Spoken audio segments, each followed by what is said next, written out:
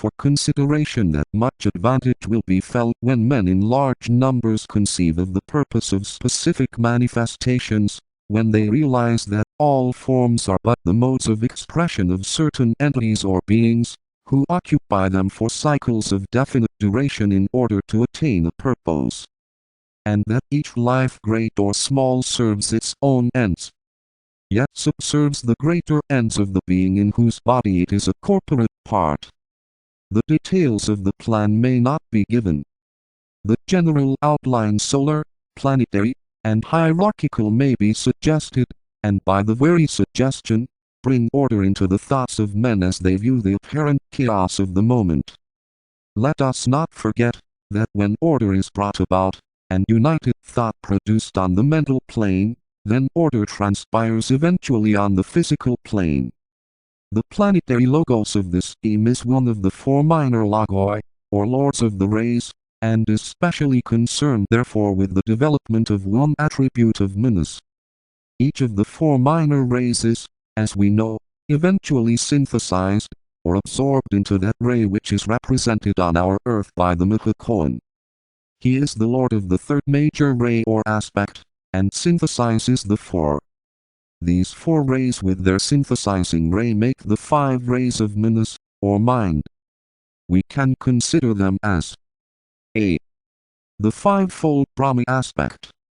B. They were the 5 rays of prime importance in the first solar system, and were the 5 individualized heavenly men, called the mind-born sons of Brahma.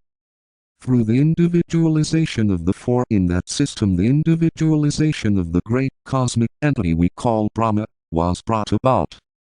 He individualized, and the 4 go to the content of his body. See, they are represented on our earth by the 5 Kumaras who obeyed the law, and took human form, as HPB 13533 hints in several passages in the Secret Doctrine. This scheme is considered as the 4th and the one of the most importance in the system during this particular cycle for the following reasons.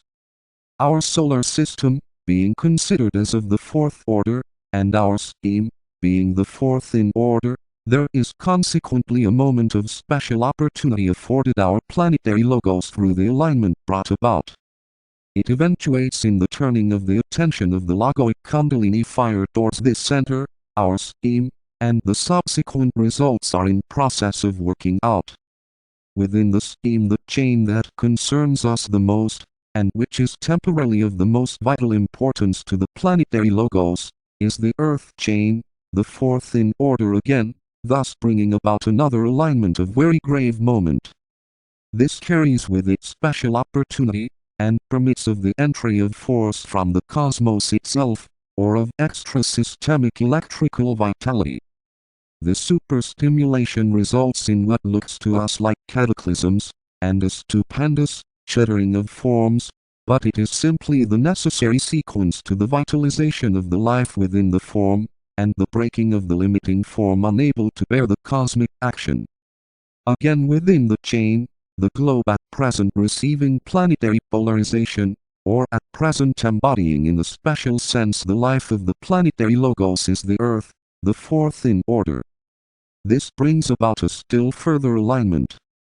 Add to the above facts the accepted knowledge that this is the 4th round, and we have a 5-fold alignment which is of paramount significance to us all, though it had even greater significance and force in the 4th root race, and brought about that stupendous psychic event, the opening of the door of initiation to the human hierarchy.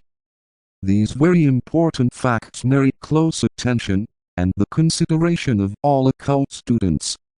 They hold the key whereby some comprehension of menace, and of planetary evolution may come about. What have we, therefore, in this special cyclic alignment? 1. A solar system of the 4th order. 2. The 4th scheme in the system. 3. The 4th chain in the scheme. 4. The 4th globe in the chain. 5. The 4th round. 13,634. Compare also the following correspondences. The sacred Treatise, the manifested logos. The fourth creative hierarchy, the human. The fourth principle, lower mind. The fourth race, Canominus. The fourth element, water, SD, I, 95. I, 640.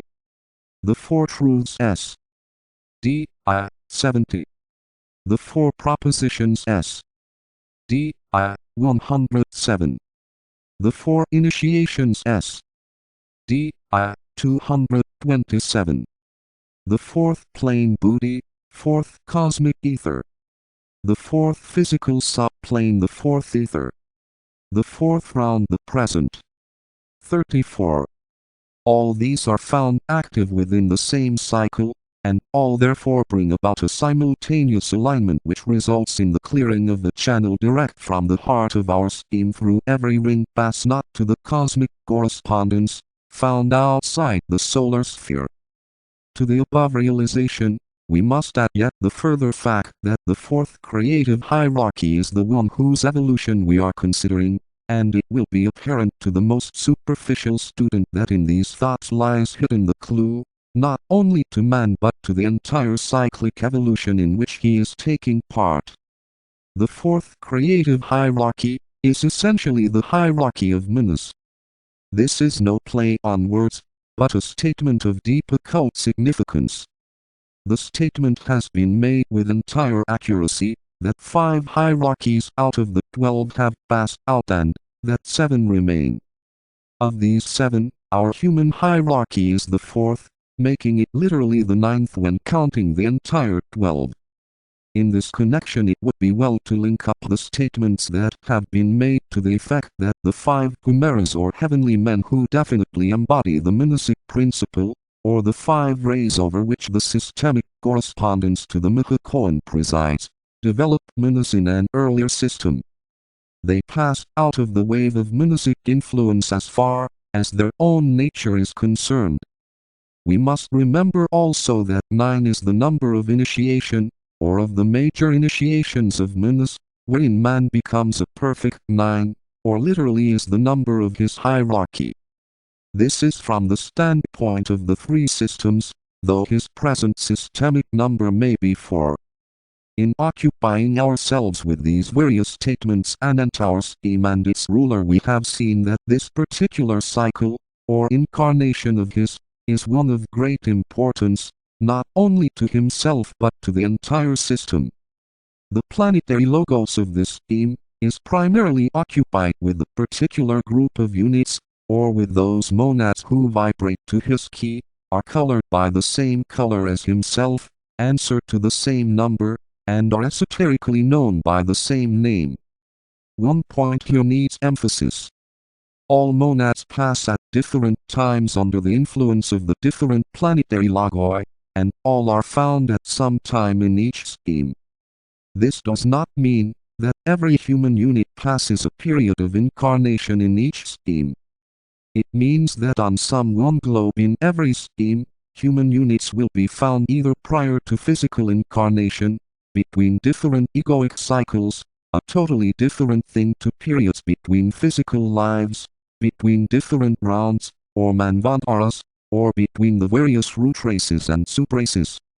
As stated in various occult books, many of the present advanced humanity individualized on the moon chain, and only took physical bodies in the earth chain during the 4th root race, thus escaping incarnation during the first 3 rounds, and the first 2 races of the 4th round.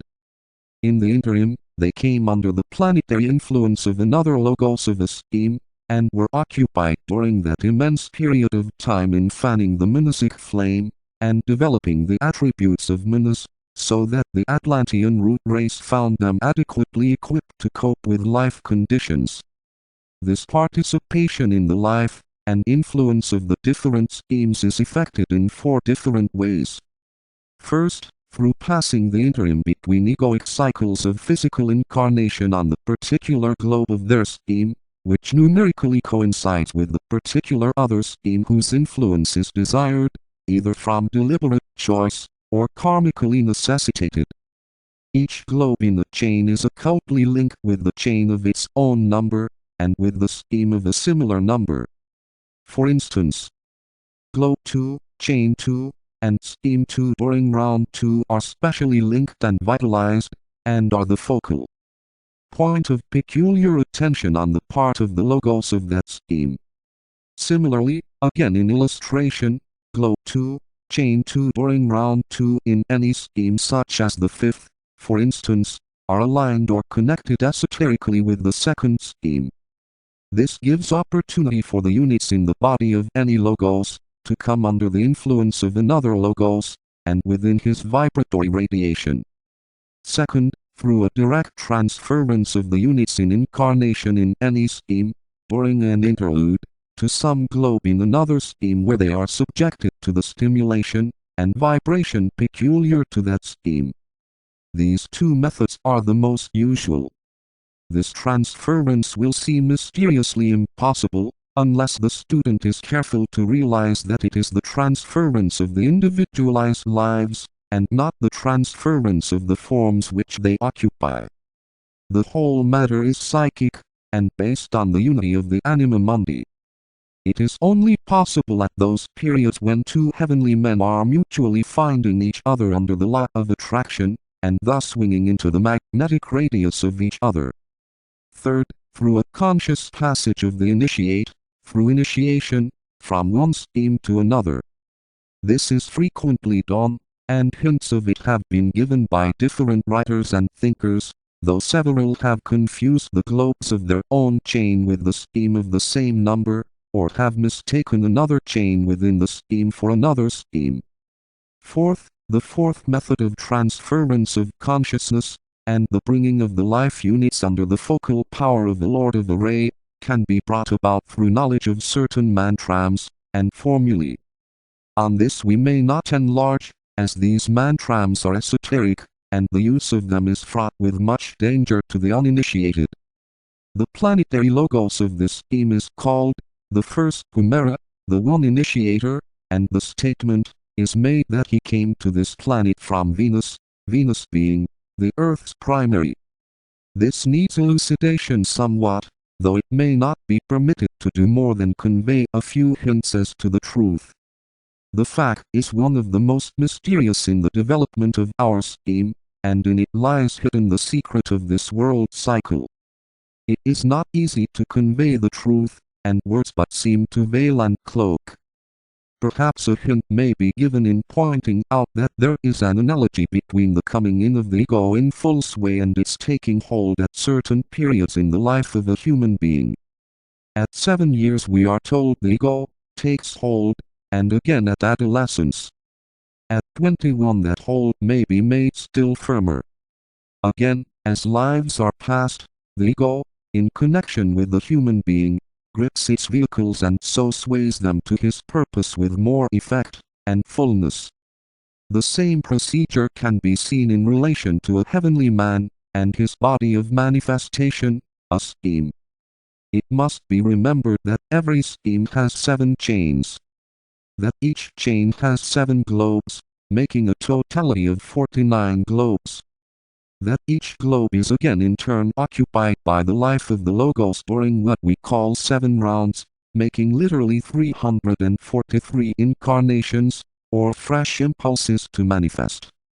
We must add to these major manifestations such lesser ones as those named by us root races, and subraces, also branch races, and thus we are faced